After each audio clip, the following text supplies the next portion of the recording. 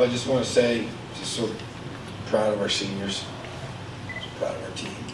It's been a hard month, and just Dan on the way over, just thanking him for his leadership and accepting me as the new head coach, being a guy that's been here for so much, and just proud of our guys. Obviously, extremely disappointed, tired of getting close. Want to see us break through, but I just can't say enough about how hard our kids played, how hard they've worked, and how they've taken a tough situation and really came out against a really good football team and had our chances. Just got to win the finish. Their running back, Joe Williams, what was he doing so well that made him so tough to stop? You know, just good player. He averaged about like 200 a game his last several games. He's got good vision and he's real patient and he's really fast. So you give him a crease, you know, it's hard on you. But special player with a really big physical O-line, so we were concerned about him for sure. Kind of held him at bay for most of the game, and then obviously second half he hurt us, you know. So, but hats off to them, and they found a way to get a couple more points than we did. Last drive, the last play before the false start, was there any plan on throwing something short? There was. We had those conversations, but there was 5 seconds left, which you're really rolling the dice, and you might be able to pull it off to try and get 5 more yards to get a field goal. We talked about it as offensive staff, and I talked about it with them, and I've been in that situation in the past and got burned on it. So I chose to try, and I really felt like if we could have got that last throw off, we got a chance. We work on that one all the time, but we got hit as he was throwing. But yeah, that was kind of get that gray area of the clock, and you know, you just got to make a decision, go with it. So no looking back on that.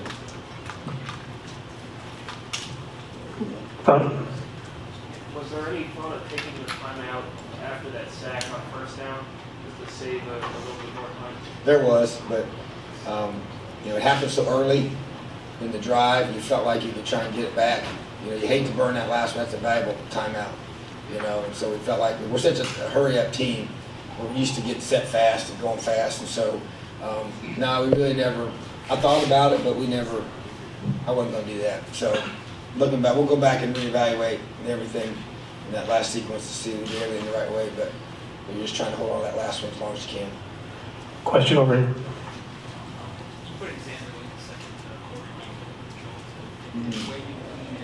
We talked about more that the problem they were giving us was they were playing so much zero coverage, and so they were, you know, when he's in the game, they're going to add the extra hat on him, and so it really kind of took it away. That's why I believe that's why we scored with it, because we took a chance and threw the ball deep and got a one-on-one matchup on the perimeter because they were doing that. So it was just kind of a, you know, they really were kind of numerically outnumbered at the point of attack, which was making it tough. So, but we did discuss it, but we chose to obviously not go through the same way. Players losing overtime last year in the bowl game, another type of appearance. How frustrating is it to be that close both times? I mean, it sucks, honestly. Practicing for a whole extra month or so, coming out, I mean, it's just tough, you know. You don't want to go out on a loss, but unfortunately, that's how it goes. Marcus didn't play defense. What was his game? Had an injury, and you know, we were trying to get him back. It's kind of one of those that had nagged the whole season, and he really kind of battled through it and tried to get it fixed, and really didn't have a choice. I mean, he had to get it squared away. So, but the hope was to get him obviously ready to play. We just couldn't do that. So it was in his best interest, we felt, for his future, you know, to be able to not risk it. You know, so obviously that was a huge void for us, but it's part of it. Other guys got to step up. Center. But now, you mentioned and taking care of the ball and special teams. How frustrating is that because we have to kind of really had a game? It did. You know, I've learned, I've coached 25 years now, and usually things that happen during the season, they often bite you at the end. You know, and whatever challenges you have during the season, they have a way of, you know, showing up at critical times, showing up on, you know, games like this. And so, but it's obviously, it was a point of emphasis for us. Ball security is number one for our offense, and then scoring in the red zone. And obviously, you know, turning it over in the red zone cost us both points and their defense getting a takeaway. So, you know, in these one possession games, it's going to continue to be a focus. I promise you that. Special teams will be a tremendous focus. We got to get much better in that area, and we will. I'm very confident in that, and we'll address it head on, and we're going to protect the football. You know, we create 3 takeaways defensively, which that's our goal for the game, but we didn't stop the run the way you need to stop the run. So at the end of the day, there's enough blame to go around that we all are going to own it. It falls on me first and foremost. Question in the back. As difficult as this game was, what still were some of the good things that came out of this experience in this game? Well, the experience was being with some awesome young men. You know, Dan Feeney's going to go down as one of the greatest players in history of Indiana football. So for me to be able to be his head coach here for one game, I consider it an honor and privilege. And guys like T. Gray Scales have given so much. And I mentioned his name. I was asked earlier in a press conference about how did you turn this thing around defensively? And I mentioned his is the first name I mentioned because he decided things were going to change. This guy I mentioned was Jonathan Crawford.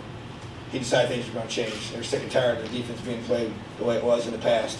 And it takes guys like that. So to me, the experience was being around such quality young men that our university attracts. And I'm excited for what we're building here. I just hate it for the seniors here. And the one in front of us here is Dan. But you got 2 other guys here that got a chance to come back and keep building on what this program has established, and the future ahead of us is extremely bright. And so it was an awesome experience for me. My first college head coaching job was in a bowl game. I didn't have very often. So I consider myself extremely blessed. Middle. And it's not just kind of a lot of little things on offense. Rich was a little bit off at times. There were some drops. Maybe just the run game couldn't get consistent. Was it maybe just a little bit of a lot of things added up to just you guys not being able to stay consistent on that side of the ball tonight? Yeah, I guess you could say that. It was just the little things kept nipping us in the bud. Fumbles here, interception there. We just never got on. We never got rolling. Yes, sir.